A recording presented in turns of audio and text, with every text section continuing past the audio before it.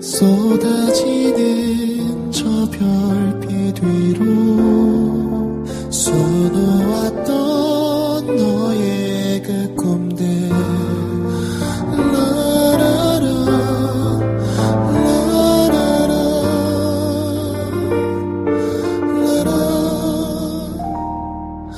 안녕하세요. 뒷방사연관입니다.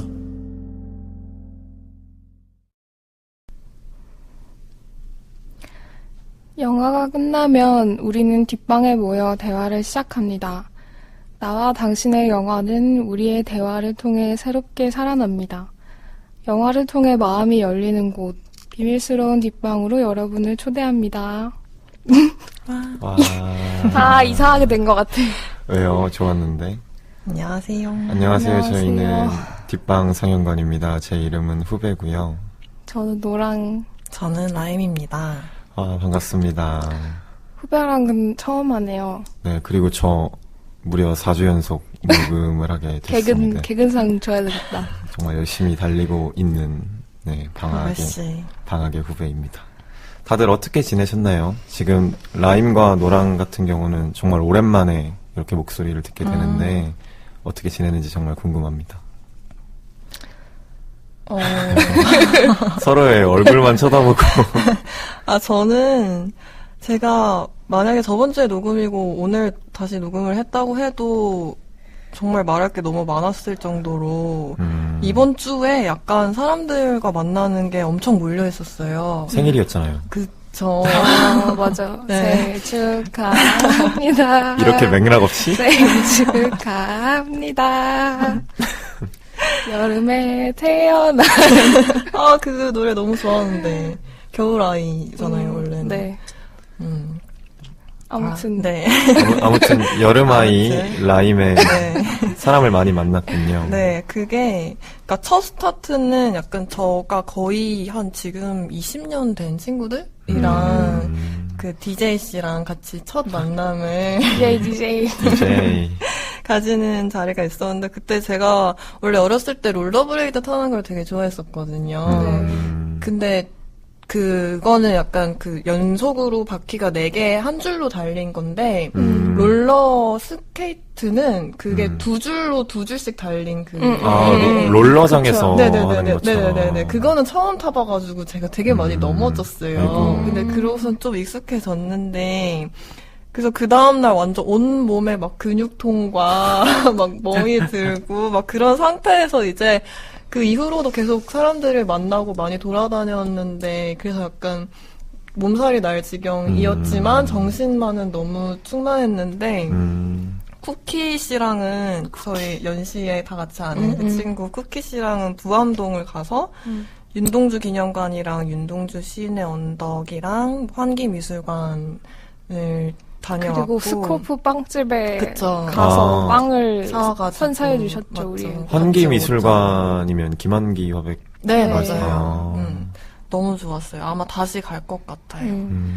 그리고 DJ 씨랑은 후암동이랑 이태원 이쪽을 되게 많이 돌아다녔는데 남산까지. 부암, 후암. 네. 거기서 개인 서점을 갔었는데 그 독립출판된 사진집이랑 영화 관련 책들이랑 뭐 일러스트 책들 이런 걸 구경했는데 되게 작은 공간인데 어디요? 후암동이었죠 아마? 이렇게 언덕으로 올라가다가 제가 지리를 잘 몰라가지고 그냥 DJ 씨가 이름을 끌고 다니는 모르고? 대로 다녔거든요. 이름은 모르겠어요. 네네. 너무 좋았어요. 너무 좋았고 제가 이상하게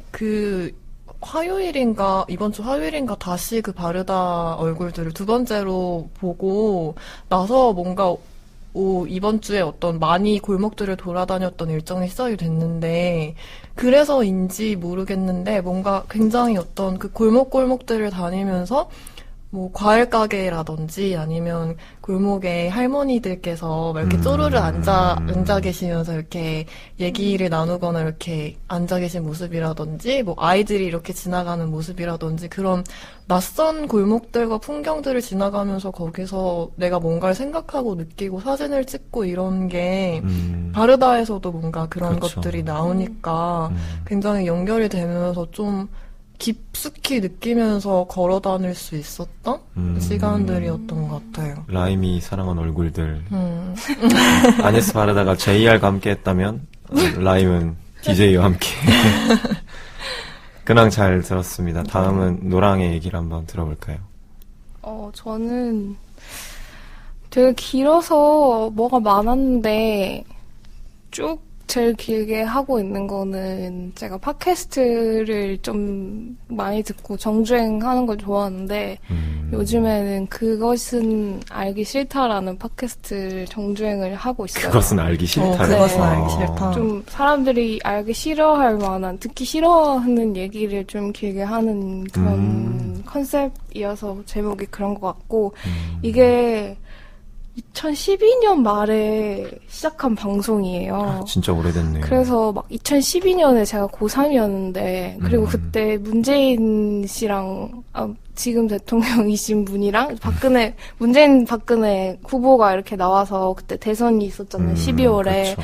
그래서 그 사람들은 막 좀 약간 진보 진영 지지 세력이라서 그 박근혜가 당선된 사실을 알고 막 멘붕에 빠졌다 막 이런 얘기를 하고 있고 그리고 그나마 또 최근 방송 들어보면은 그 사람들은 또 탄핵될 걸 몰라요.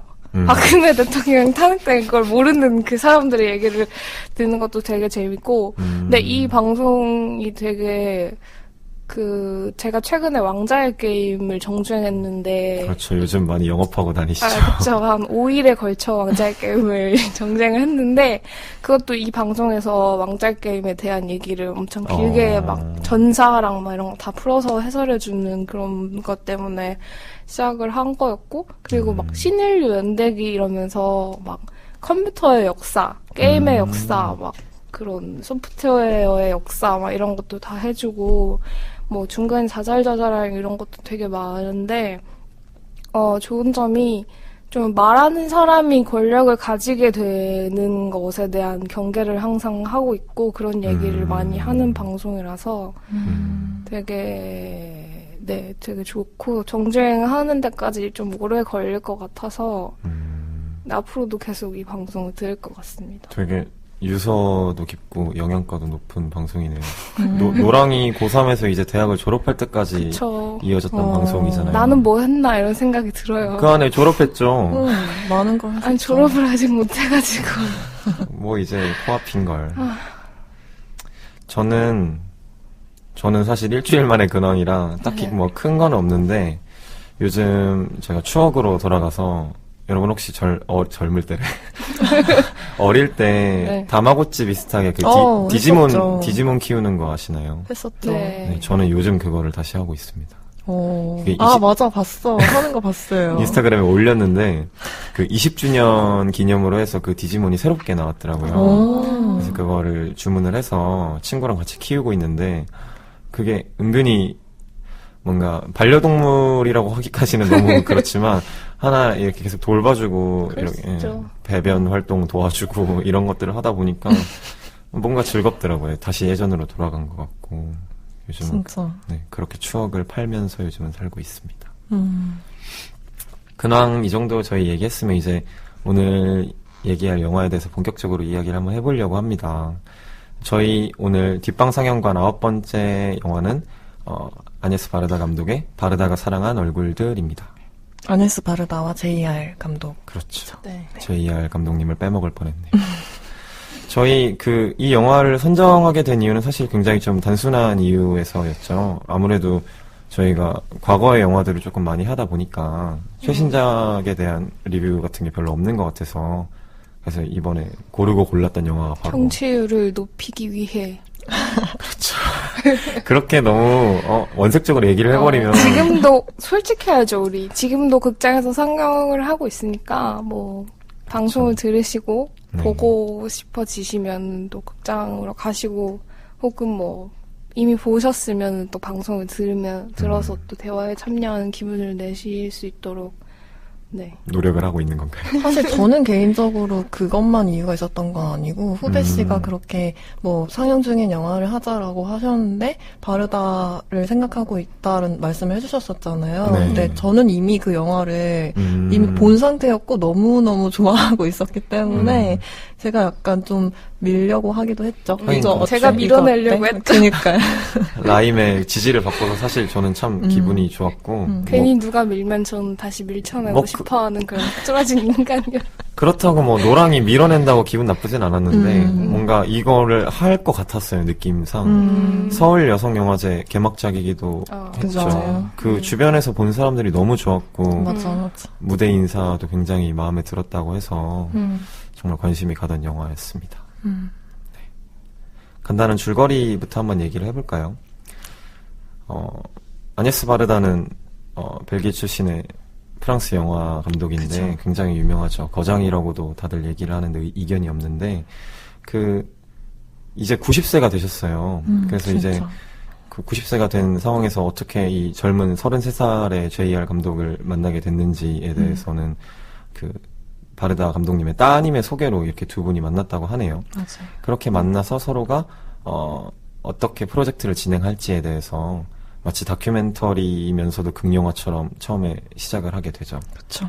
서로 이제 사진을 찍고 그전 사람들의 사진을 이렇게 건물이나 배경이 되는 곳에 어떻게 걸어둘지 이런 얘기들을 나누면서 탄광부터 농장, 뭐 남부지방, 프랑스 남부지방, 뭐 공장에도 가고 폐허가 된 마을에서 얼굴 축제를 벌이기도 하고요.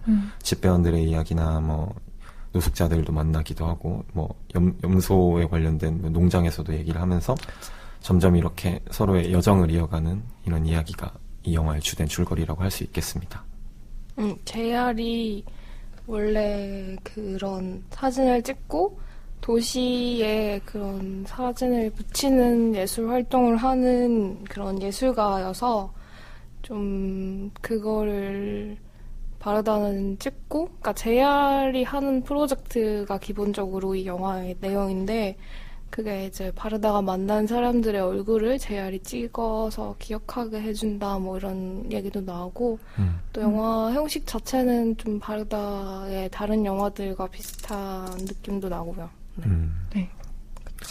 바르다 얘기가 나와서 말인데 요즘 죄송합니다. 네, 요즘 노랑씨, 본의 아니게 본명을 밝힐 뻔했는데, 네, 노랑씨가 요즘 굉장히 바르다 영화를 많이 보고 계시잖아요. 근데 후배 씨가 더 많이 본 것 같아요, 제가 볼 때. 근데 어떤 영화 저는, 저 한 6편 본 것 같은데. 저는 7편을 봤습니다. 간발의 차이로. 살짝, 우위에 있다는 느낌. 어쨌든 보면서 참, 사실은 저는 이 바르다 감독님을 이 영화를 접하기 전까지는 정말 저도. 아무런 정보가 없어서. 존재 자체를 몰랐어요. 근데 이 영화를 보고 너무 귀여우신 거예요, 맞아, 감독님이. 너무 좋아. 그래서 제가 한번 관심이 생겨서 이렇게 직접 찾아서 보게 됐습니다. 아녜스 바르다 감독에 대한 좀 더 많은 정보를 라임의 목소리를 한번 듣고 싶은데 이야기해 주시겠나요? 그쵸. 아까 후배 씨가 잠깐 말씀해 주셨던 것처럼 벨기에에서 태어난 프랑스 영화 감독인데 원래는 아를레트 바르다라는 이름으로 태어나셨습니다. 하지만 18세에 법적으로 아녜스 바르다라는 이름으로 개명을 했는데 그게 자기 이름이 마음에 들지 않아서였다고. 네. 정말 단순한 이유로 개명, 물론 더 많은 생각을 하고 개명을 하신 걸 수도 있겠죠. 근데 나도 이름 마음에 안 드는데. 노랑이요? 너랑 말고. 나 본명. 언제 한번 개명을 생각해보는데 어쨌든 아녜스 바르다의 해변이라는 또 하나의 이런 자서전적인 영화가 있는데 거기에서 이렇게 소개를 하시죠. 뭐 이름이 마음에 안 들어서 18살쯤에 법적으로 개명을 했다고 굉장히 강조를 하십니다. 그쵸. 네. 그리고 아까 감독으로서의 커리어를 언급하기 전에 저는 개인적으로 자크드미 그 남편이었던 그분과의 인연에 대해서 뭔가 후배 씨한테 얘기를 먼저 듣고 싶은데.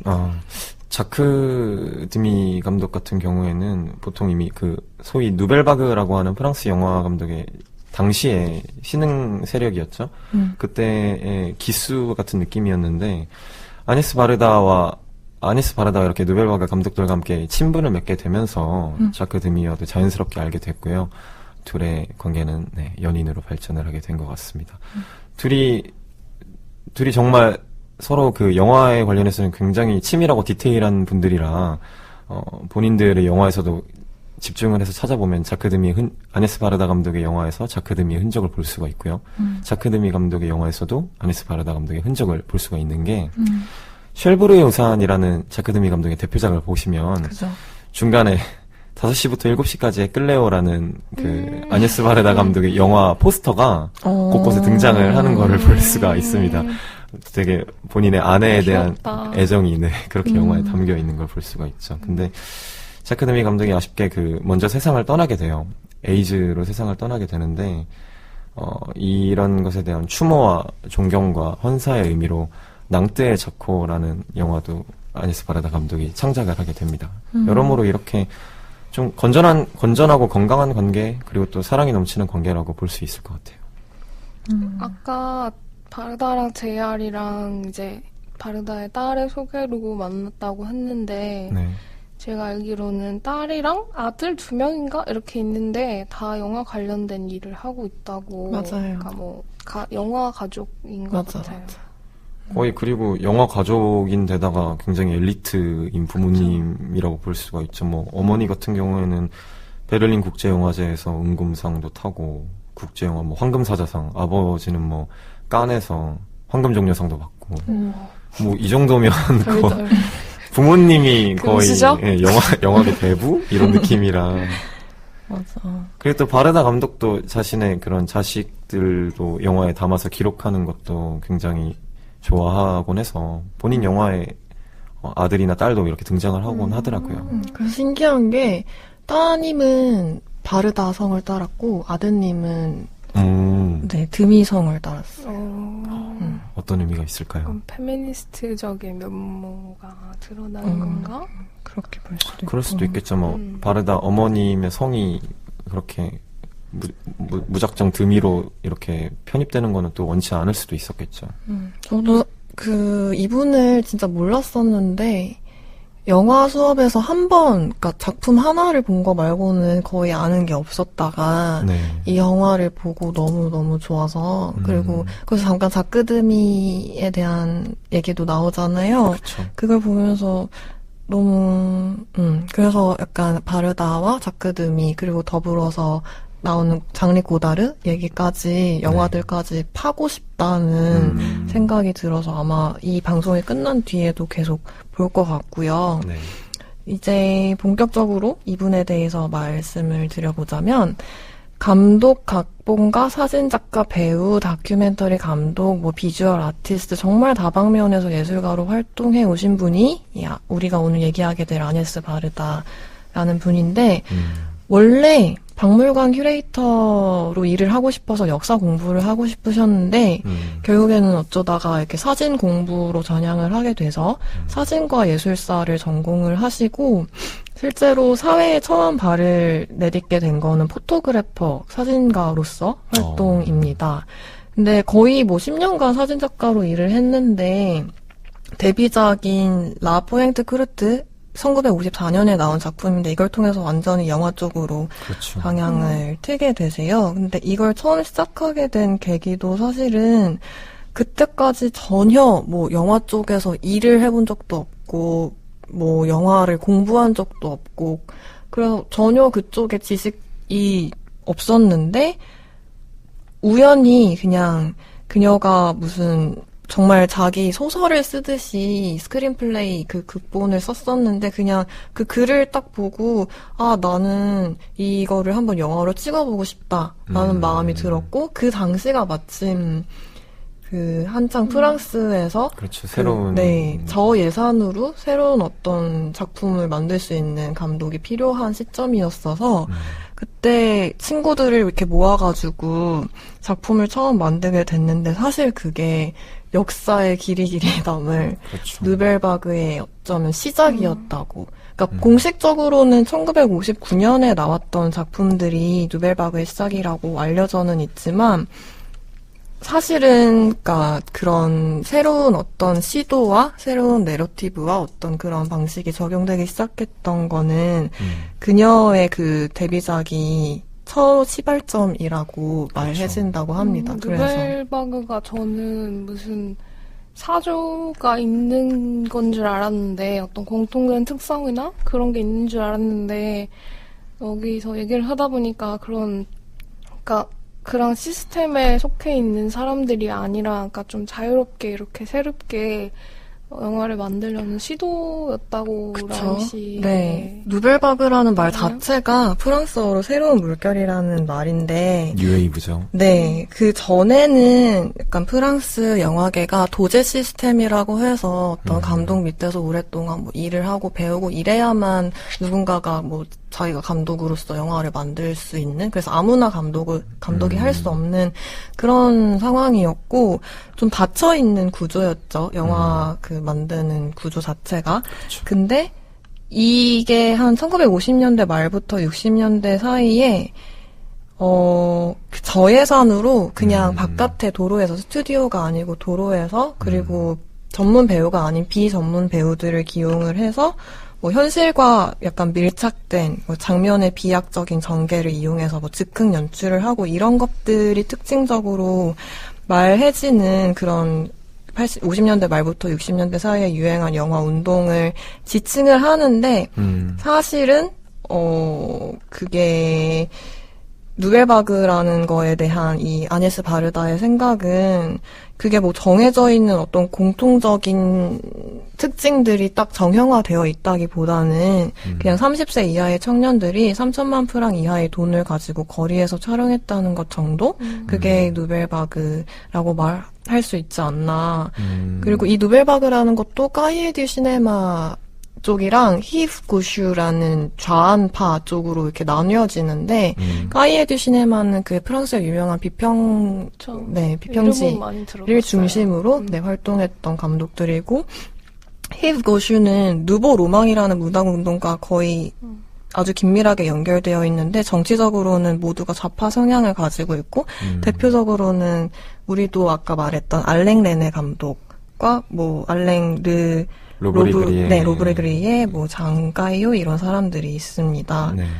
그래서 아마 그 바르다의 생각도 그렇고 정리를 해보자면 누벨바그라는 것은 그냥 당시 프랑스 영화계의 어떤 도제 시스템이나 닫혀있던 구조에서 벗어나서 다큐멘터리나 상업 영화가 완전히 분리되어 있던 어떤 그런 장벽도 무너뜨리면서 그런 영화 작업 시스템에 관행에서 벗어나서 어떤 감독이 아무나 될 수도 없었는데 그냥 정말 청년들이 용기를 가지고 그냥 대담하게 독립적으로 자기의 영화를 만들고 나의 목소리를 내고 그런 작업을 계속해 나가는 것의 시작이 아마도 바르다의 그 작품이었던 것으로 말해집니다. 근데 사실은 진짜 항상 이런 용어에 대해서 말할 때마다 느끼는 건데, 누벨바그가 뉴웨이브고 뉴웨이브가 새로운 물결이면 전 뉴웨이브인지도 몰라서 뉴웨이브라고 하면은 그래도 뭐 새로운 물결 이렇게 되는데 그쵸. 누벨바그 뭐 프랑스어인가요? 네. 아무튼 프랑스어를 모르니까 뭐가 더 그렇죠. 특별한 게 있는 줄 알고 저도 뭐 그니까 근데 보통 뉴웨이브라고 얘기를 하면 저희가 아까 방금 노랑 씨가 얘기했듯이 새로운 물결이니까 지금 저희가 살고 있는 상황에서도 새로운 물결이 일면 뉴웨이브라고 할 수도 있잖아요. 저 근데 이미 누벨바그라는 단어 자체가 그때 당시를 지칭해버리는 말이 되어버린 것 같아서 보통 뭐 아방가르드만 해도 그게 거의 최극단에 있는 예술 형태라고 얘기를 한다면 여전히 아방가르드는 현재에도 누벨바그도 현재에도 적용될 수 있는 얘기인데 그래서 뭐랄까 조금 저는 거부감 같은 게 있어요. 그러니까 현대라는 말 같네요. 네. 그러니까 지금을 현대라고 부르지만 네. 좀 더 시간이 지나면 이 시대를 사람들이 현대라고 부르게 될까? 아니면 또 다른 말이 그렇죠. 생길까? 뭐 이런 얘기를 많이 하잖아요. 네. 이런 생각을 저는 좀 이번에 누벨바그 관련해서 좀 보면서 그런 생각을 하게 됐고 항상 누벨바그 하면 장리꼬다르니까 그런 트리포. 네, 트리포 이런 것을 좀 탈피를 하고 싶기도 했고 정말 많은 사람들이 있었는데 저 이번에 바르다 영화를 알게 되면서 그런 좀 다른 다양한 인물들을 알게 된 것도 좀 좋은 수학이라고 생각을 합니다.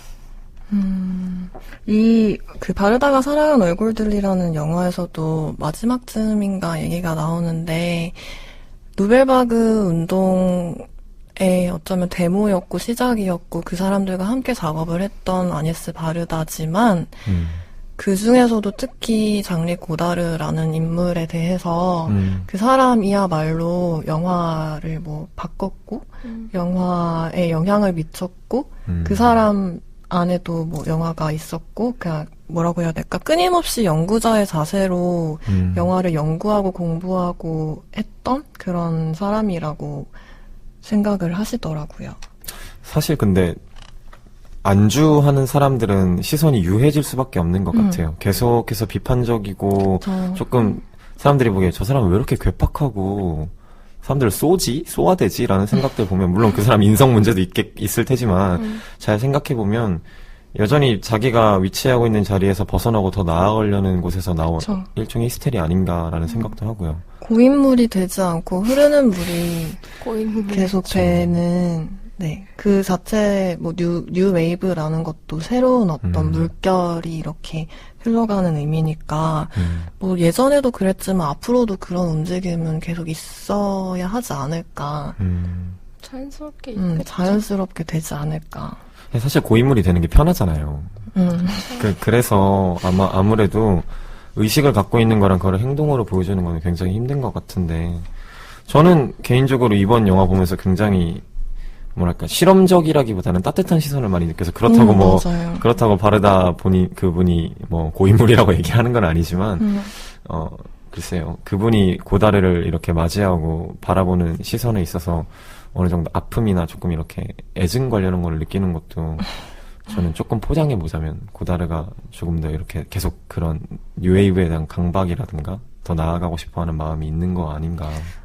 포장인 것 같고요. 근데 저는 물론 저도 콜베가 말한 것처럼 이 영화에서 되게 따뜻함 그리고 뭔가 반짝반짝한 그런 걸 느꼈는데 바르다가 되게 거장이잖아요. 그야말로. 그렇죠. 근데 그리고 나이도 되게 많고 근데 자기보다 한 60살쯤 어린 사람하고 진짜 친구처럼 막 이렇게 하잖아요. 그리고 그냥 JR이 가자는 대로 좀 따라가고 뭔가 진짜 사람들이 하는 말을 다 들어서 그걸 다 받아들이고 그런 모습들이 진짜 하나도 고인물처럼 보이지 그렇죠. 않았어요. JR도 바르다를 대하는 데 있어서 뭐 엄청난 노인을 대하는 것처럼 굴지도 않고 정말 친구처럼 대하듯이 놀리지 않아요. 그렇죠. 그 놀리는 장면도 너무 귀엽고 둘의 그 상호작용이 참 잘 어우러진 영화인 것 같습니다. 네. 맞아요. 그 누벨바그의 뭐 데모였다는 것과 더불어서 그녀의 또 하나의 특징적인 게 저는 이게 굉장히 인상적이고 저도 약간 영화를 대하는 태도가 비슷하다고 생각했는데 시네크 리테르라는 개념이 있어요. 시네마랑 그 프랑스어의 에크리테르라는 에크리테르가 글쓰기라는 뜻인데 이거를 결합한 단어인데 네. 그녀가 뭐 그 당시에 있었던 작가주의라고 해야 될까요? 그렇죠. 일종의 작가주의. 네, 작가주의에 그녀도 아마 영향을 받았고 그래서 그녀만의 어떤 그런 시그니처 스타일, 작품 세계, 뭐 작품 가치관이라고 해야 될까? 그런 거를 카메라를 펜으로서 사용하는 것이라고 생각했다고 합니다. 그러니까 영화가 어떤 그러니까 그 화가가 자기 그림을 그리고 소설가가 소설을 쓰고 할 때는 정말 오롯이 그 창작자의 어떤 의도와 그 사람의 창작성이 구현되는 거잖아요. 그 그렇죠. 자신만의 작품으로. 근데 영화라는 게 뭐 단체 작업이고 많은 사람들이 참여하는 것이긴 하지만 그 당시에 있었던 시작됐던 작가주의라는 것은 영화를 정말 감독의 어떤 창작물, 감독의 세계관이 반영된 감독을 가장 중요한 위치에 놓는 것이기도 했고 바르다 자체도 원래는 영화 감독이 아니고 작가, 그러니까 글을 쓰고 싶었는데 그래서 영화를 처음 시작하게 됐던 계기도 어떤 작가가 단어나 문단을 구성하는 것과 같이 영화의 매체적인 특성을 이용해서 그 시퀀스와 리듬을 가지고 자신의 어떤 세계를 구성해 나가는 것을 생각을 했다고 합니다. 그렇죠. 그래서 우리 아까 얘기할 때 우연성에 대한 얘기도 나왔었는데, 그, 우연히 자기가 찍은 사진이나 아니면 삶에서 발견하는 것들, 아니면 자기가 작품 하나를 시작할 때 그 안에서 이루어진 어떤 요소들 사이에 연결고리들을 찾으면서 거기서 어떤 메시지가 드러나고 자기가 거기서 그걸 연결시켜서 어떤 모티프를 생각해내고 그거를 구현을 하고 하는 걸 굉장히 중요하게 생각했는데 저는 이런 게 그러니까 그분이 처음 사진작가로 활동하던 시절에도 사진이라는 것은 멈춰진 운동이고 우리가 실제 살아가고 있는 세계의 어떤 중요한 요소들이라고 할 수 있는 소리라던가 뭐 말이라던가 흐르는 시간이라던가 이런 것은 사실 없잖아요. 그렇죠. 좀 배제가 네. 돼 있는 예술이죠. 그렇죠. 물론 그걸 보면서 그 감상하는 사람이 그 안에서 그런 것들을 느낄 수는 있지만 그래서 사진과 더불어서 뭔가 그런 말과 소리와 시간이 개입된 영화에 관심을 갖고 나아가게 했던 그 동력이 되었고 그런 경험들이 그래서 하나하나의 이미지가 아닌 어떤 시간이 이렇게 같이 개입된 이미지의 흐름들을 자기가 스스로 이렇게 만들어가면서 하나의 세계를 창조하는 것에서 굉장히 큰 매력을 느꼈던 것 같습니다. 저는 이 바르다가 사랑한 영화, 얼굴들이라는 영화를 보면서 진짜 그 부분이 제일 좋았거든요. 그러니까 우연에 맡겨서 이렇게 이렇게 사람들을 만나러 가는 것도 우연적으로 하는 작업이고 그렇긴 하지만 그 장면들이 있어요. 그러니까 물고기 사진을 붙이는 장면에서 물고기 해서 수산시장으로 가고 수산시장에서 사진을 찍다가 그 물고기의 눈에서 바르다의 눈으로 그리고 눈에서 다시 어떤 영화에 나오는 눈으로 이렇게 연결되는 장면이 있는데 어떤 서사를 따라가는 게 아니라 이런 이미지의 연상작용의 연쇄를 따라가는데 이게 사실은 그 물고기 그림에서 실제 수산시장에 있는 물고기를 떠올리는 거는 되게 우연적으로 떠올릴 수 있는 것들이잖아요. 그렇죠. 그렇지만 그걸 흘려보내지 않고 되게 따라간다는 점 그리고 이게 우연적으로 보이지만 분명히 그걸 포착해내는 능력이 그 안에 있기 때문에 맞아요. 뭔가 그 안에 있는 능력 같은 게 저는 있다고 생각하거든요. 완전히 우연만이 아니라 그래서 그런 것들이 되게 좋았어요. 제가 말씀하세요. 네. 네. 저는 능력이라고도 볼 수 있는데 동시에 그 시각과 태도에서 우러나올 수 있는 거라고 생각을 했거든요. 왜냐면 저는 능력이라고 하면은 뭔가 약간 능력 있는 사람들만 할 수 있는 그런 거라고도 약간 느껴지는데 근데 그렇다기보다 뭔가 바르다라는 사람이 삶이라던가 영화라던가 그런 거에 대해서 가진 태도? 그러니까 뭔가 그런 연결고리들을 찾으려고 하는 그 의지 자체에서 그런 능력도 같이 온 거라고 생각을 해서. 저는 능력이라기보다, 그러니까 뭔가 쌓여있는 역사라고 그 사람의 역사 안에서, 그러니까 저도 바르다보다 훨씬 짧게 살았지만, 네. 갑자기 이렇게 돼도 되나요? 불이 꺼져가지고 네. 계속 가나요? 아늑하고 좋은데 이대로 할게요. 아무튼 살아오면서 제 몸 안에 쌓인 기억들과 이미지들이 있잖아요. 네. 그런 것들이 그냥 그 사람 안에 쌓여서 우연적인 것들을 봐도 그 안에서 그 자신의 어떤 삶의 경험, 자신 안에 있는 것과 연결시키고 그런 걸 포착해내는 것들이라고 생각했어요. 맞아요. 진짜 그래요. 다시 환해졌습니다. 후배가 후배 씨가 불을 켜고 켜주셨어요. 네. 가끔 이렇게 돌발성이 있는 게 이런 우연과 즉흥성에서 나오는 아무래도 저희가 바르다 영화를 얘기를 하다 보니까 이렇게 건물도 이렇게 조응을 해준 것 같네요. 저는 속이 좁아서 우연을 이렇게 받아들이지 못해요. 너무 힘들어요, 이런 거. 저는 사실 그러니까 처음에 바르다 씨가 네. 그 JR이랑 나는 우연이 너무 좋고 우연이 항상 최고의 조력자가 되어주었으니까 이런 말을 하는데 그렇죠. 그때 진짜 나는 이미 이 영화를 사랑해 막 약간 이랬거든요. 라임 특유의 보통 사람들이 말하는 한숨이 아니라 탄식 있잖아요. 이거다. 이제 너는 나에게 사랑이 됐어. 이런 느낌의. 맞아요. 저는 저도 개인적으로 바르다에 대해서 느낀 걸 얘기해 보자면 보통 우리가 지금까지 얘기를 했던 것처럼 기본 베이스가, 예술의 기본 베이스가 사진이신 분이기 때문에 사진이 가지고 있는 힘에 대해서 굉장히 그 믿음, 의지 같은 걸 하고 있는 것 같다고 느꼈어요. 제가 다른 영화지만 그 쿠바 혁명 기념 10주년을 맞이해서 만든 안녕 쿠바인들이라는 영화가 있는데 그 영화는 30분짜리 단편이긴 해요. 근데 다 사진으로만 이루어져 있습니다. 다 분절적인 사진들밖에 없어서 거기에 아까 말씀하셨던 것처럼 사진에 음성을 입혔을 뿐입니다. 근데도 굉장히 역동적으로 다가와요. 사람들이 춤추고 있는 장면을 한 장씩만 찍었는데도 그것들이 뭔가 이어지는 것만 같고 정말 영상처럼, 그것도 특히 움직임이 보통 막 이렇게 미세하게 움직이는 게 이어져야 영상이 되는데 사진들만 이어놓다 보니까 신체가 굉장히 따로 놀고 있는 거를 연속적으로 보여주면 엄청난 역동성으로 다가오더라고요. 좀 그런 것들에 대한 어떤 기술도 기술이지만 어떤 믿음도 있는 것 같더라고요. 사진이 갖고 있는. 그리고 그 쿠바의 혁명의 전설적인 인물이 누구죠? 그 피델 카스트로의 체게바라도 있고. 카스트로? 네, 카스트로의 얼굴을 이렇게 가만히 보여주는데 그 안에서 느껴지는 사람들마다 해석할 수 있는 다양한 느낌들이 있잖아요. 네.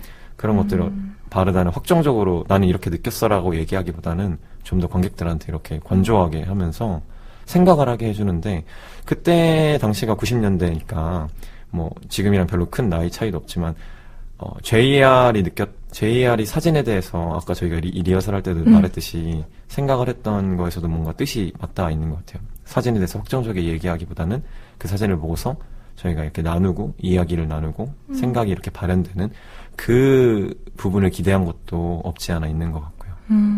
그게 사진이라는 것이 어떤 좀 개념적으로 뭔가 현실을 있는 그대로 담기도 하지만 동시에 연출될 수도 있잖아요. 그렇죠. 네, 그런 특성과 뭔가 연결돼서 실제로 이 아니에스 바르다가 지속적으로 해온 작품 활동의 하나의 결 중에 하나가 뭐냐면 다큐 픽션이거든요. 그게 그러니까 그 전까지 뭐 지금도 물론 그런데 상업 영화라고 하면은 이분께서 상업 영화에 대해서 가진 생각이 뭐였냐면은 진짜 실제 삶에서 우리가 살아가는 그 실제 삶에서 정말 중요하고 절실한 문제들은 다루지 못하고 형식적인 측면에서도 너무나 진부하기 때문에 탐구할 것이 없다. 그래서 그것과 다른 방식의 영화를 만들고 싶은 것이 이분의 마음이었고 거기서 이제 어떤 우리가 다큐멘터리적인 현실을 그대로 담아내면서 동시에 픽션이라는 것, 그 두 장르의 교량을 놓으면서 연결시키는 작업을 계속 해오셨던 것 같아요. 그래서 아까 노랑 씨가 말씀을 오늘 다들 왜 그러시죠? 오늘 거의 본명의 절반은 얘기해요. 4까지 나왔어요. 4까지는. 사랑짱. 사랑하는 노랑 씨가 정말 자연스러웠어. 말씀해 주셨던 것처럼 그런 하나하나의 어떤 이미지들의 연결이 거기에 의미가 담기면서 그 자체 장면으로서 뿐만이 아니고 필름, 영화, 작품 세계 전반의 어떤 이미지를 형성하는 데 기여하는 것, 그런 작업을 계속 해오셨던 것 같습니다. 다큐 영화 자주 보시나요? 두 분 다? 저는 좋아해요. 제일 좋아하는 걸 뽑자면 바르다 제외하고.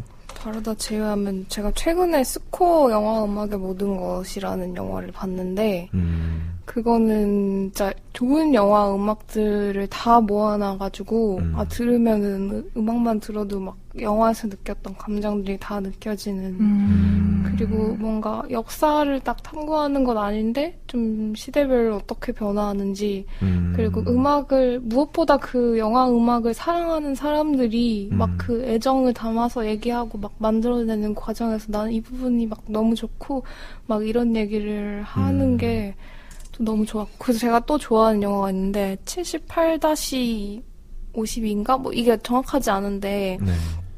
그 히치콕의 그 샤워씬 있잖아요.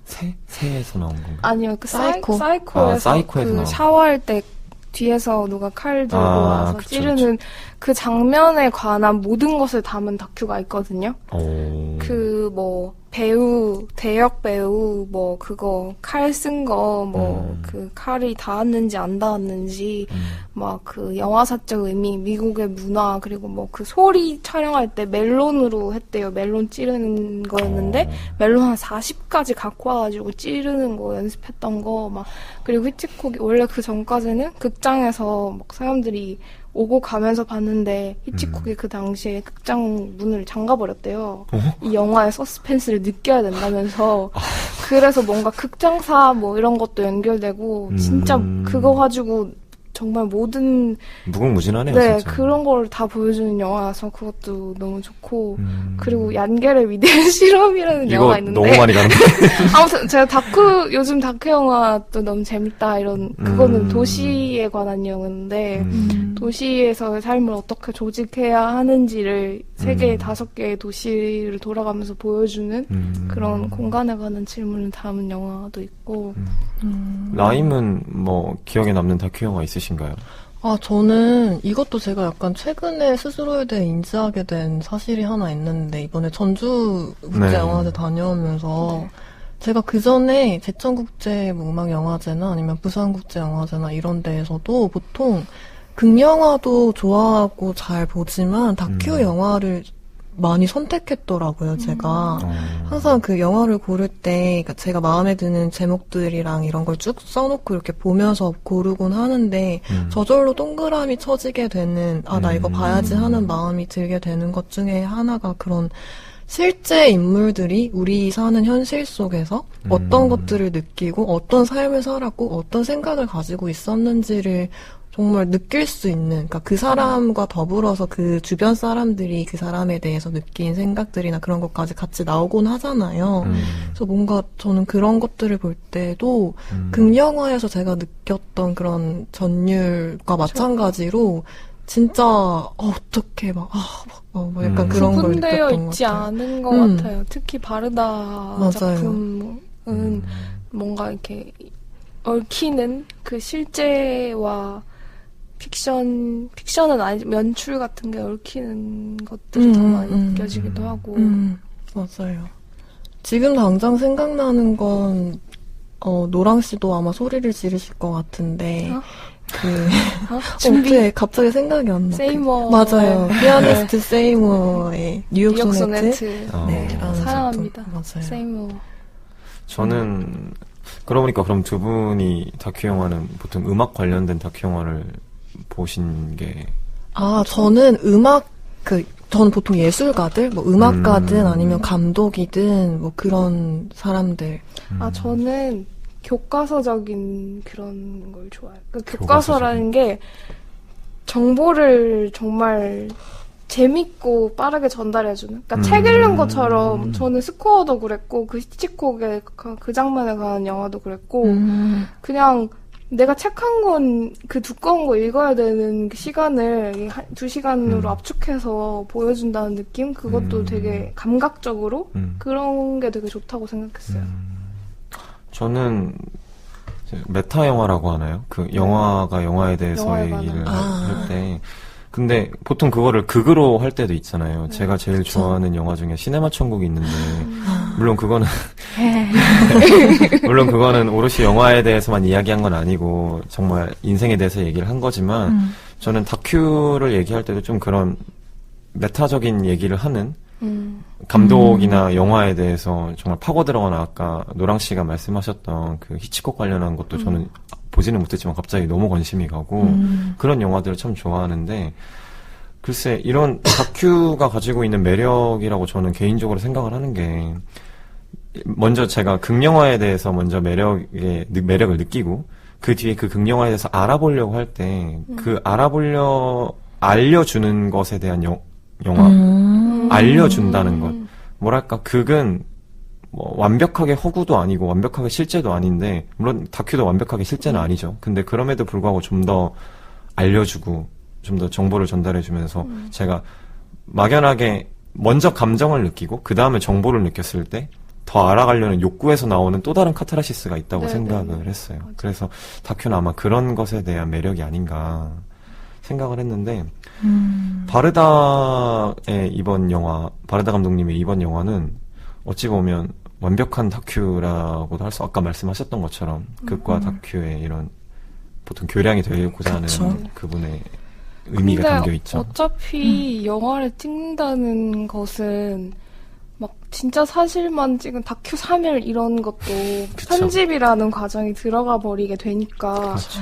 완벽하게 사실 혹은 뭐 연출, 픽션 이렇게 이분법적으로 나뉘는 게 아니라 그 사이 어딘가에 항상 존재하게 되는 거죠. 뭐. 그렇죠.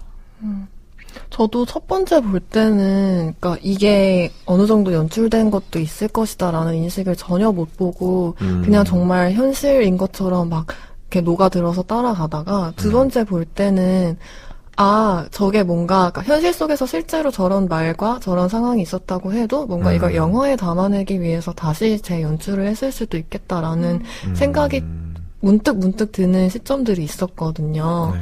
그 두 사람이 이렇게 대화를 한다거나, 뭐 무슨 이야기를 한다거나, 이렇게 그런 모습들이 되게 귀여웠어가지고, 그런 게 기억에 남아요. 노랑 씨가 지금 라임 씨도 저는 한 번 봤는데 이 영화 네. 노랑 씨도 그렇고 라임 씨도 그렇고 두 번씩 봤다는데 노랑 씨는 아까 말씀하셨듯 처음에는 별로 그렇게 크게 와닿지 않았다고.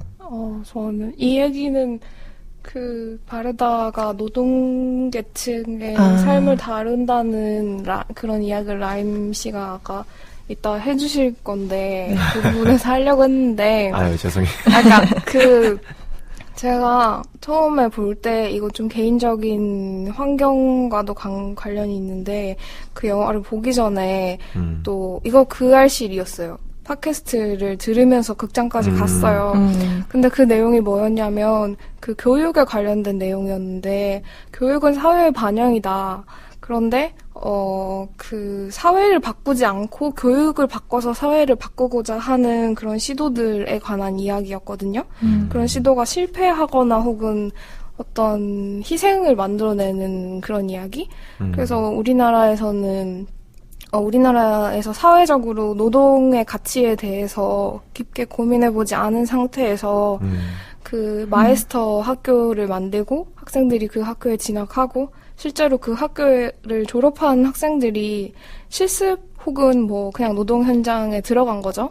근데 이제 학교에서 얘기했던 어떤 추상적인 그런 노동에 관한 이야기와는 다른 정말 현실을 맞닥뜨리고 자살을 하셨다거나 그런 분들의 이야기를 들었거든요. 그러니까 뭔가 이 대한민국 사회의 노동의 현실에 대해서 저는 생각을 많이 하게 된 거죠. 그 상태로 이 영화를 봤는데 여기서 바르다랑 JR이 찾아가는 게 주로 노동계층이잖아요. 그쵸. 광산 노동자, 뭐 네. 부두에서 선박 노동자, 뭐 농부들 이런 분들 찾아가는데 저는 물론 그 어떤 보편적으로 그리는 인간의 모습이 당연히 있겠죠. 어떤 그 삶에서 예술이 이미 그들 삶의 안에 있다는 이야기를 이 두 사람은 하는 것이고 그렇지만 그 영화와 이 사회와 저 사이의 간극을 전 자꾸 보게 되는 거예요. 그래서 되게 자꾸 의심을 하게 되고 이들이 이 노동자들의 삶을 그려내는 방식에 대해서 자꾸 의심을 하게 됐어요.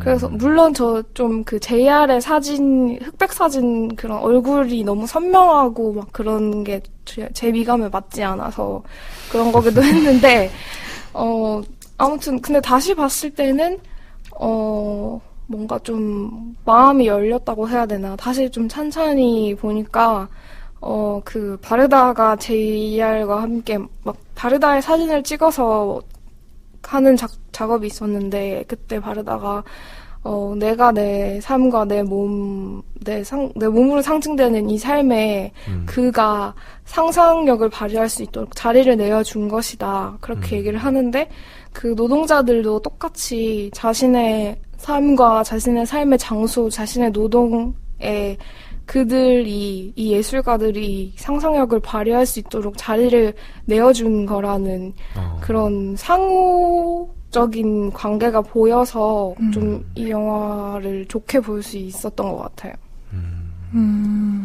저는 이 영화를 보면서 가장 좋았던 것 중에 하나가 우리가 살면서 보통 영화로 접하게 되는 것들은 뭐 정말 대단한 뭐 할리우드 영화에서 보는 것들은 뭐 영웅들, 뭐 위대했던 사람들, 역사에서 기억된 이미 많은 사람들에 의해서 기억된 사람들인데 그냥 그 마을들을 돌아다니면서 아주 우리가 일상에서 마주쳤지만 잘 기억하거나 기억되지 못했던 사람들, 뭐 우체부라던가 뭐 광산 노동자라던가 사실 그 처음 찾아갔던 그 폐광촌에서도 우리가 잊고 사라지게 하기 위해서 그거를 폐광하고 그 사람들을 그 마을에서 뭐 몰아내고 새로 개발을 하고 이런 지역에서 마지막까지 남아있었던 그 사람의 그분의 얼굴을 집에 크게 이렇게 붙여놓잖아요. 그렇죠.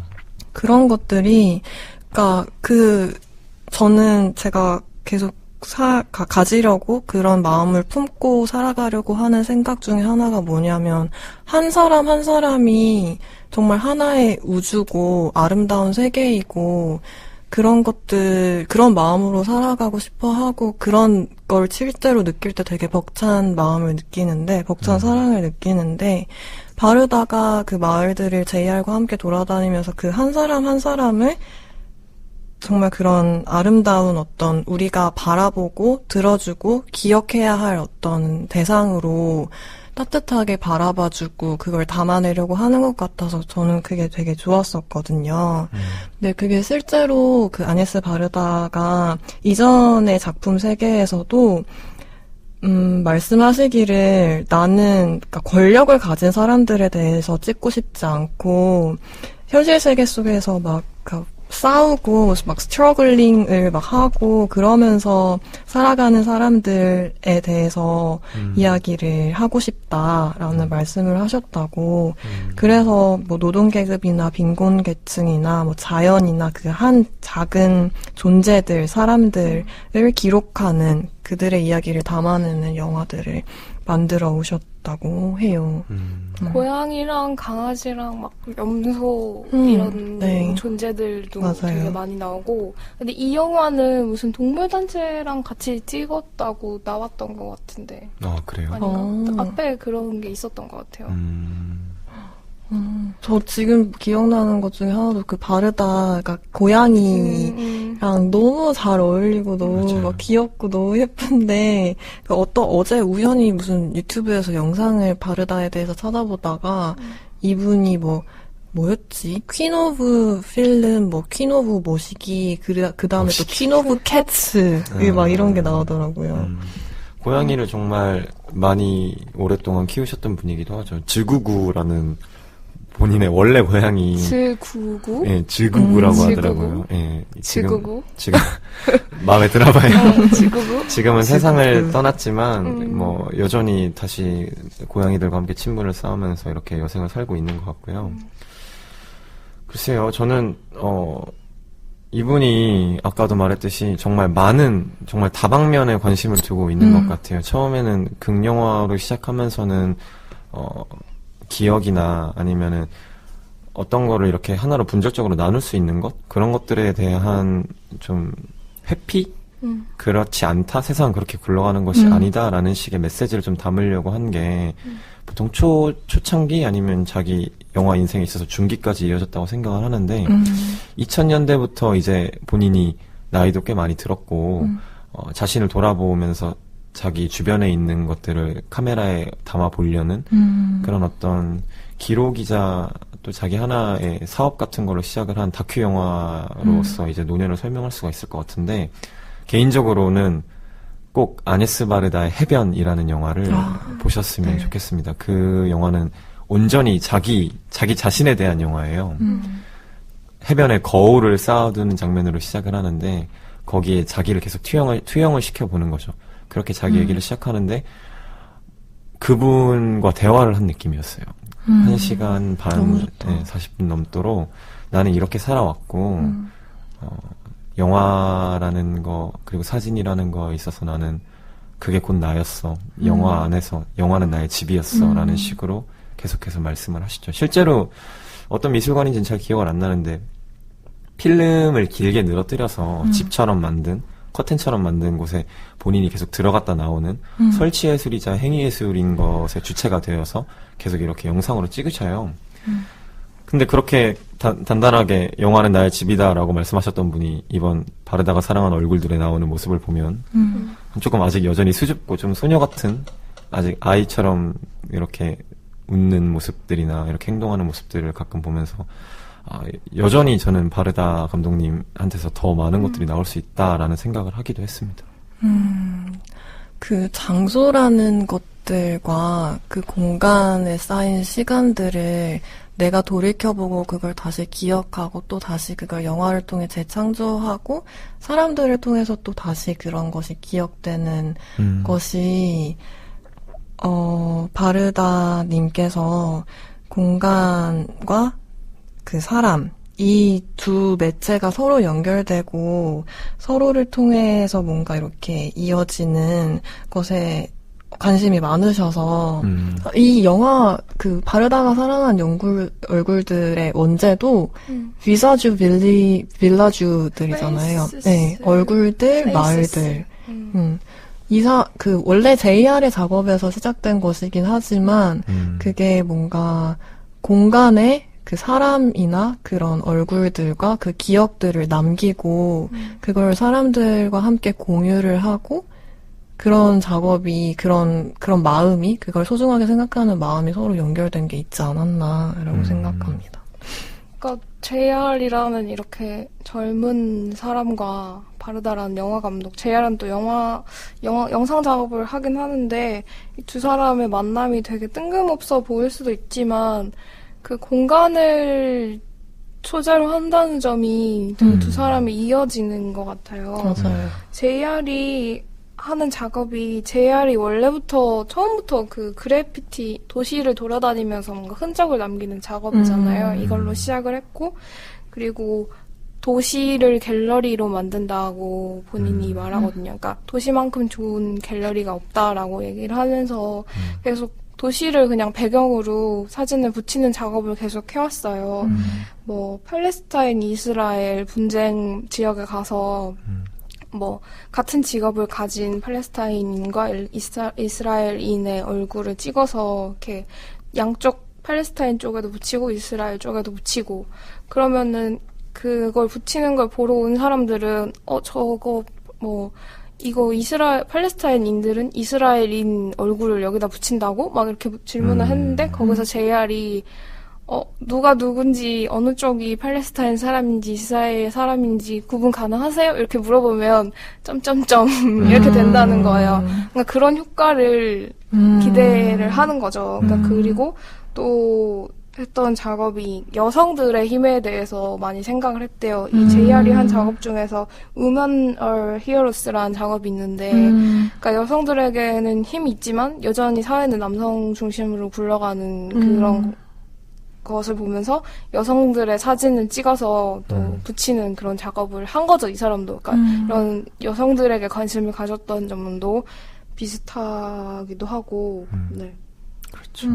그래서 거기서도 연결이 되는 게 이 영화 안에서도 그 바르다님이랑 JR이 항만 노동자들을 찾아갔는데 그 항만 노동자들 중에 뭐 여자가 있느냐라고 물어봤더니 그렇죠. 거의 없잖아요. 그래서 아네스 바르다가 그 항만 노동자들의 아내들한테 주목을 하고 그분들의 사진을 이제 커다란 컨테이너 박스를 설치를 해가지고 거기다가 설치를 하는데 그래서 막 거기 심장을 이렇게 비워놓고 그 장면도 좋았어요. 너무 좋았어요. 자신의 심장에 가서 앉아봐요.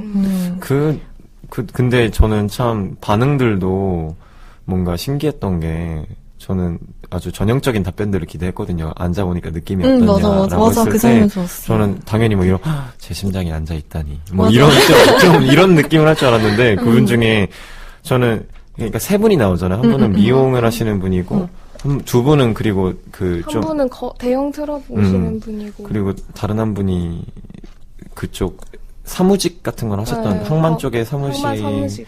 근데 저는 뭐랄까 그 대형 트럭을 모시는 그 여성분이 그 운수 회사에서도 거의 유일하다시피 네. 한 정도잖아요. 그래서 전 그분 답변이 되게 대담하고 그러실 줄 알았어요. 근데 그분이 오히려 앉더니 맞아. 좀 높은 곳을 싫어해서 맞아. 무서웠나 제 기억과 다른데요. 아 그런가요? 아닌가?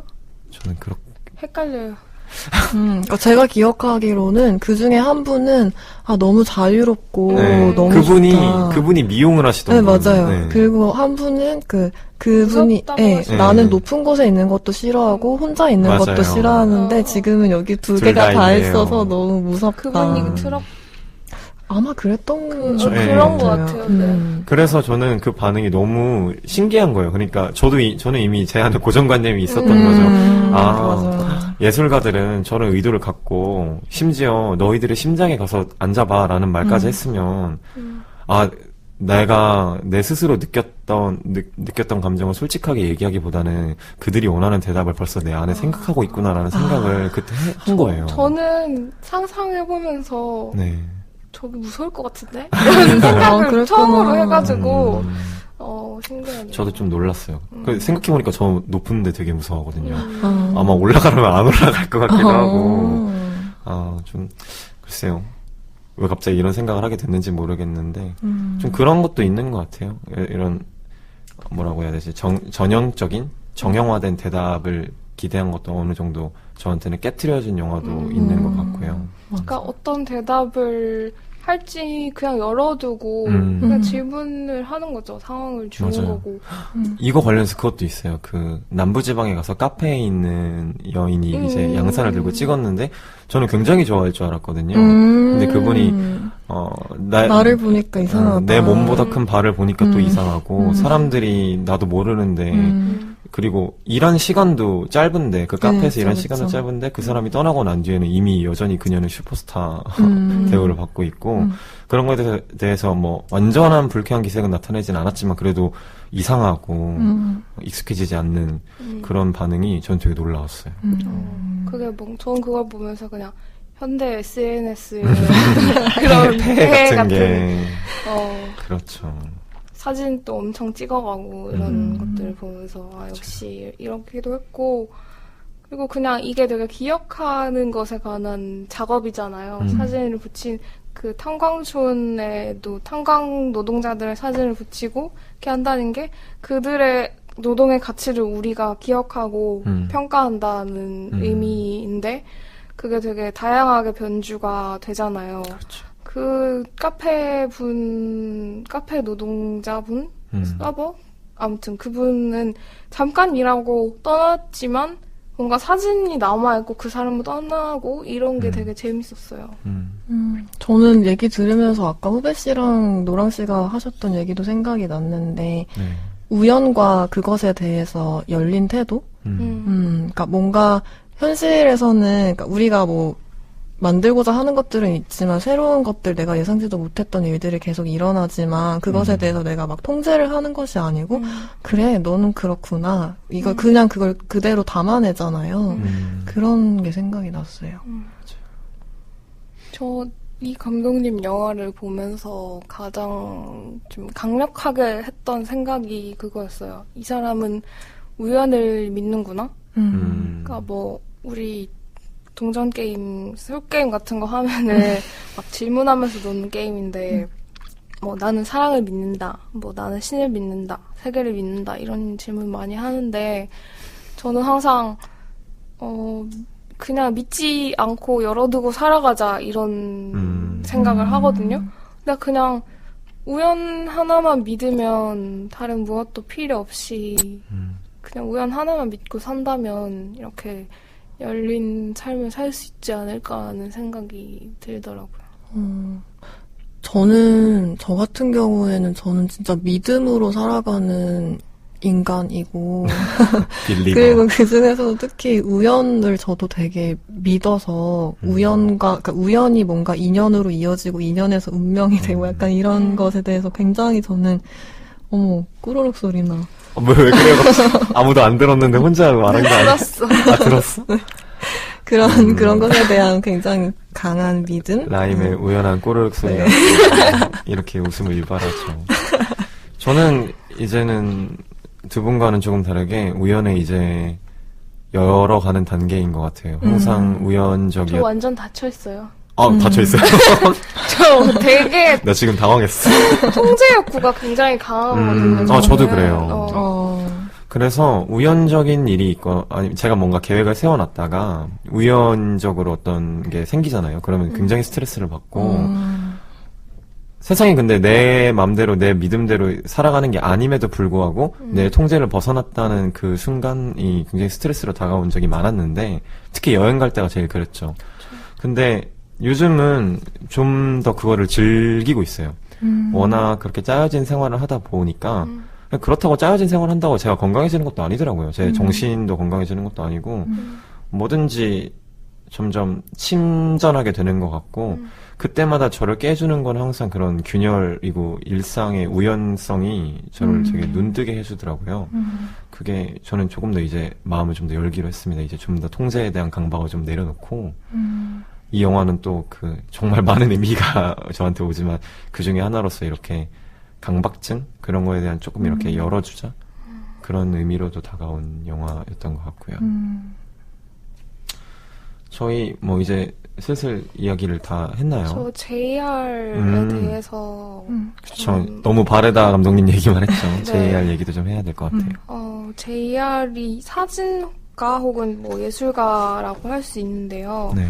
일단 83년생 프랑스 파리생이고 그리고 15살부터 아까 말했던 것처럼 그래피티를 하고 다녔고 그리고 뭐 본인 말로는 카메라를 주웠다고 하는데 아무튼 그때부터 또 사진을 찍기 시작했고 그 도시를 배경으로 작업을 하는 사람이에요. 그러니까 처음 했던 작업이 그 사진을 붙여놓고 그냥 붙여놓기만 하면 그냥 포스터, 광고 포스터 같잖아요. 그러니까 프레임하고 이렇게 선 그리고 그냥 뭐 그때그때 맞는 그 제목 정도 적는 걸로 시작을 했고, 뭐 또 그 테드 강연이 있는데 그게 되게 인상적이어서, 제목이 뭐였냐면 JR의 테드 프라이즈 소망. 이게 2011년 거였는데, 또 재미있으니까 혹시 관심 있으면 보시고 봐야겠다. 그거에 기반해서 얘기를 하면 좀 인상적이었던 부분이 그 사진을 붙여놓으면은 지워지는 부분에 대해서까지 얘기를 하더라고요. 사진이 그냥 도시에 붙여놓으면 자연스럽게 지워진다. 그 지워졌을 때 프레임만 남아 있더라. 뭐 이런 얘기도 재밌었고. 그 팔레스타인 이스라엘 그 작업에서는 사진이 분명히 종이랑 풀로 붙인 거니까 지워지기 쉽잖아요. 그쵸. 근데도 4년 후에 가봤더니 아직도 남아있더라. 그것도 되게 좀 의미심장했었고, 그리고 또 얘기를 하고 싶은 부분이 저는 이 영상을 보면서, 그리고 이 영화에도 그런 얘기가 분명히 나오는데, 기억하는 일에 대한 그런 주제가 있다고 생각을 했어요. 그리고 JR이 그 영상에서 하는 그 말해주는 에피소드는 그 브라질에 그 무슨 갱들이 지배하는 그런 지역? 구역? 구역 같은 곳에서 아이들 3명이 이제 납치돼서 죽는 사건이 발생을 했나 봐요. 그래서 거기를 가서 작업을 했는데 일단 그 전에 이제 뭐 문화를 보여달라고 거기 있는 사람들은 우리 삶에는 너무 문화가 없다. 그래서 이 사람이 한 거는 그냥 돌아다니는 아이들 사진 찍어서 붙인 거예요. 그러니까 이거는 이 영화에도 많이 나오는데 그냥 그들 삶에 예술이 속해 있다는 그런 메시지를 보여주는 것이고 그리고 그 아이들이 죽은 그 사건에 대해서 한 일은 그 아이들이 납치된 계단이 있었대요. 그 계단이 되게 사고가 많이 발생되는 좀 그런 어두운 그런 공간이겠죠? 근데 거기다가 그 죽은 아이들 셋 중에 한 명의 할머니의 사진을 이렇게 붙인 거예요. 저는 그 장면이 원래 제가 좀 의심이 많고, 그러니까 뭐 예술이 힘이 있지만 예술이 뭐 이 제목 부제가 세상을 바꾸자거든요. 예술을 통해. 근데 무슨 세상을 바꿀 것까지야 뭐 예술이 그 정도 힘이 있어? 막 너무 낭만적이고 너무 희망적인 거 아니야? 이런 식으로 보고 있었는데 그 장면에서 되게 이렇게 울컥하더라고요. 그러니까 그 장면을 보면서 어떤 생각을 했냐면 기억해야 되는 사건들이 되게 많잖아요. 우리 사회에 네. 그럴 때마다 기억해야지 이렇게 자주 생각을 하는데 또 어떨 때는 내가 이렇게 기억만 하는 게 대체 무슨 의미가 있을까 이런 생각도 하게 되거든요. 근데 그 계단에 붙은 할머니의 사진은 그냥 그 계단을 보면 사람들은 죽은 아이들을 기억을 하겠죠. 그곳은 그런 장소니까. 근데 그 할머니의 이미지를 붙임으로써 기억이 좀 다른 방식으로 되는 거예요. 그 아이들을 계속 기억하게 되는과 동시에 그 이미지가 바뀌고 그 마을의 분위기가 바뀌는 거죠. 그렇죠. 어떻게 기억할 것인가에 대한 질문으로 또 바뀐 것 같아요. 그걸 통해서. 그리고 또 이 영상에서 좋았던 게 그러니까 예술이 대체 어디 있느냐 막 이런 얘기를 하는데 JR이 그냥 사진을 붙이고 있으면은 사람들이 와서 이거 뭐 왜 붙이는 거야? 이 사진의 의미는 뭐야? 뭐 이거 왜 흑백 사진으로만 하는 거야? 이렇게 질문을 하면은 그냥 그 질문에 의미가 있는 거라고 얘기를 또 하거든요. 이 행위를 이해하기 위해서 여기에 머물러서 막 친구들이랑 저게 뭐야? 막 이런 얘기도 하고 그리고 그 시간 동안은 좀 일상의 물론 일상은 소중하지만 또 복잡한 그런 생각들에서 잠깐 벗어나는 그런 행위가 예술이다. 예술은 이렇게 그 아이들의 그 사건이 일어난 곳에 할머니 이미지가 덧붙는 것처럼 팔레스타인 이스라엘인이 그렇게 다른 인간종이 아니라는 것을 우리가 한번 생각하게 되는 것처럼 그 생각의 중립지대를 만든다. 인식의 균열을 낸다. 그러니까 예술은 분명 현실을 바꾸는 것은 아니다.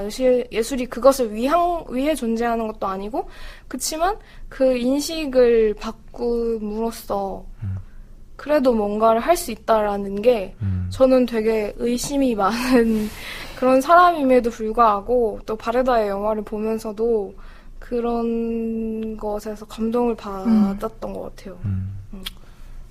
예술이라고 특히 사진과 같은 예술에 있어서 기억은 항상 조작되기 마련이죠. 인간은 완벽한 존재가 아니기 때문에 그리고 어디서 보느냐에 따라서 항상 기억은 조작되기 마련인데 JR이 한 그런 프로젝트나 사진 작업에 있어서 아까 말씀하셨던 진짜 어떻게 기억할 것인가에 대한 게 굉장한 힘을 갖는 것 같아요.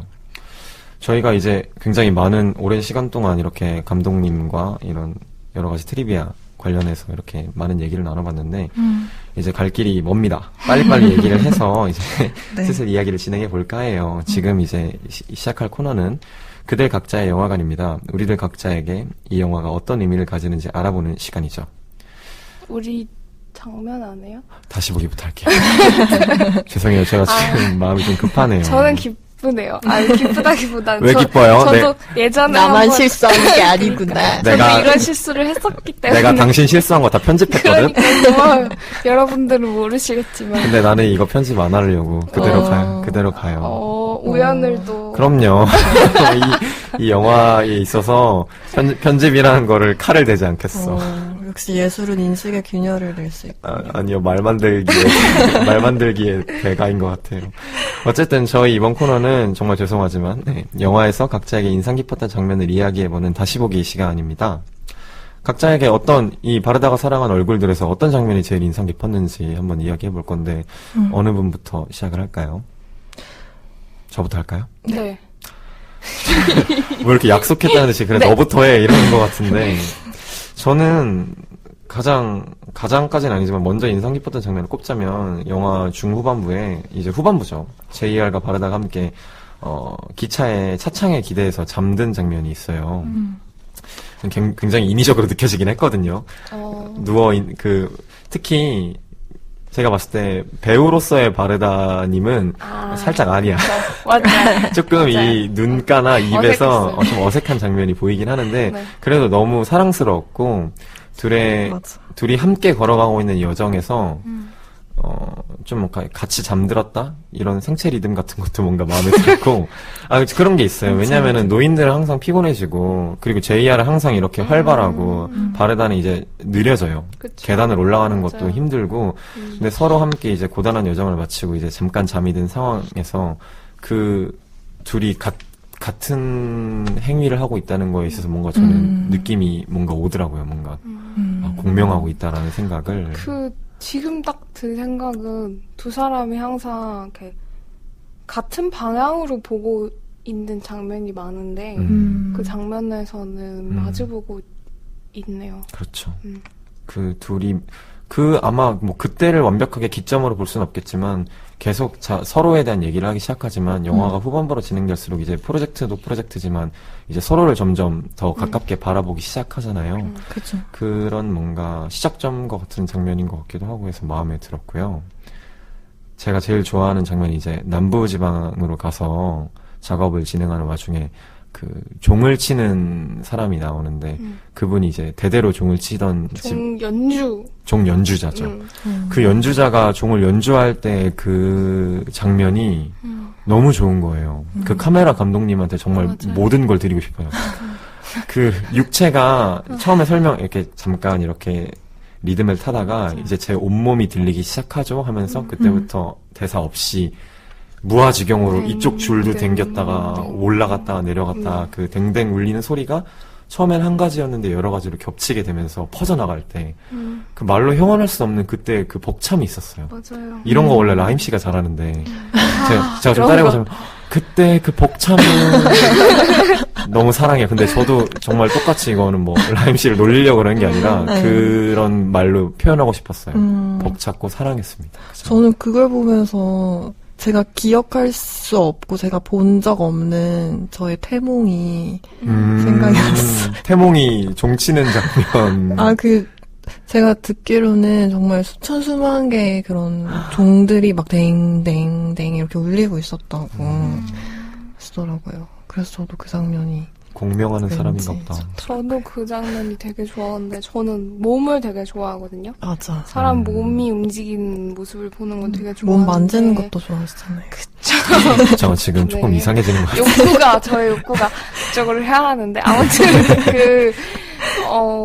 그 종을 하나씩 온몸으로 울리는 걸 보여주거든요. 그러니까 그냥 저는 콘서트 같은 데 가서 손가락을 움직이거나 이렇게 몸으로 박자를 타거나 뭐 그렇게 하는 걸 보는 것도 엄청 좋아하는데 그 종 연주라는 거는 그 네 방향으로 종을 다 두고 뭐 여러 가지 소리가 나는 종을 다 두고 이렇게 몸으로 그 줄을 당기면서 연주를 하는 그 온몸을 쓰는 게 너무 좋았고 그리고 뭔가 제가 가끔 제 그 사람의 몸은 원래 한 70%가 물로 이루어져 있다고 하잖아요. 네. 근데 진짜 제 몸이 물을 담은 그릇처럼 느껴지고 어떤 울림이 와서 제 몸에 있는 물을 이렇게 울린다는 그런 느낌이 들 때가 있는데 그 장면에서 정말 그랬어요. 저는 그 물과 몸 때문에 기억이 났는데 저한테 가장 인상적이었던 장면 중에 하나는 그 바르다님께서 기브르댕의 사진을 그 해변에 떨어진 그 커다란 돌에다가 붙이고 싶어 하셔서 거기다 이렇게 붙였는데 같이 작업을 했는데 다음날 바로 이제 파도에 쓸려 나가서 그게 사라져 있었잖아요. 네. 근데 뭔가 저는 그걸 보면서 찰나의 기억들이 사라지지만 잊혀지지만 거기서도 대사가 나오는데 저는 제가 바다를 좋아하는 이유 중에 하나는 그리고 바다 이외의 다른 장소들에서도 제가 그 시간을 살아가면서 생각하게 되는 것 중에 하나가 나나 혹은 다른 사람들에 의해서 많은 것들이 잊혀져 갈지라도 바람이나 바다나 모래나 그 주변의 숲이나 이런 공기나 이런 것들에는 기억이 되고 저장이 되고 그런 것들에 의해서 이어진다라는 그런 느낌을 받을 때가 있거든요.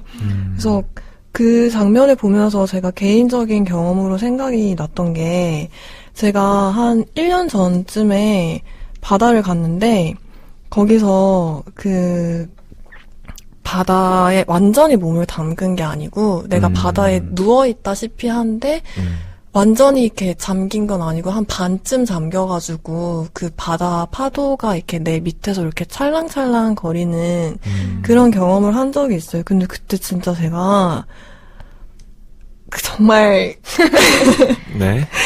그런 감정을 느꼈는데, 그러니까 눈높이에서는 막 파도가 일렁이고 파도 너머로는 그 정말 아스라한데 손에 잡힐 듯한 그런 수평선이 있고 오후에 그러니까 완전히 저녁도 아니고 완전한 아침도 아니고 그런 오후에 햇살의 빛들이 막 쏟아지는데 그 파도 위에서 그게 반짝이는 게 보이고 근데 동시에 나는 바다에 잠겨 있으면서 위로는 하늘이 보이고 눈을 감았다가 또 눈을 뜨면은 그 풍경이 보이고 몸 아래에서는 그 파도에 그러니까 그게 물결이라기보다 정말 살결처럼 느껴지는 거예요. 내 살결에 닿아오는 파도의 살결? 그러니까 정말 그런 것들을 느끼면서 감각적이야 뭔가. 네, 그때 진짜 정말 감각적으로 그 몸이랑 영혼 전체를 정말 아주 빠른 속도로 근데 정말 고요한데 정말 깊숙하게 막 차오르고 나를 이렇게 감싸면서 그게 밖으로 막 이렇게 퍼져나가는 굉장히 어떤 그런 신성하다고 해야 되나 그런 자유와 평화의 느낌을 느꼈는데 바다와 함께 했군요. 그래서 그거야. 그래서 뭔가 그런 바다의 기억, 바다의 그런 아름다운 시간에 대해서 공유를 하고 마치 싶었습니다. 뭔가 이 인간 한 명 한 명이 이 지구에 태어나서 뭐 많은 사건들을 벌이다가 죽고 그치만 뭔가 이 지구에는 지구가 기억하는 뭔가 그런 그쵸. 네, 나의 기억과 동시에 모든 시간의 기억이 담겨있는 어떤 그런 느낌. 총량은 보존되어 있습니다. 언제나. 저도 그 같은 장면을 뽑았는데 저 좀 다른 느낌으로 뽑았어요. 그 기브르댕에 이 앉아있는 사진을 그 바위에 붙이는데 거기가 썰물 나갔을 때 작업을 하거든요. 붙이는 작업을. 근데 밀물이 왔다가 다시 썰물이 되었을 때 보니까 하루 만에 사라진 그쵸. 거예요.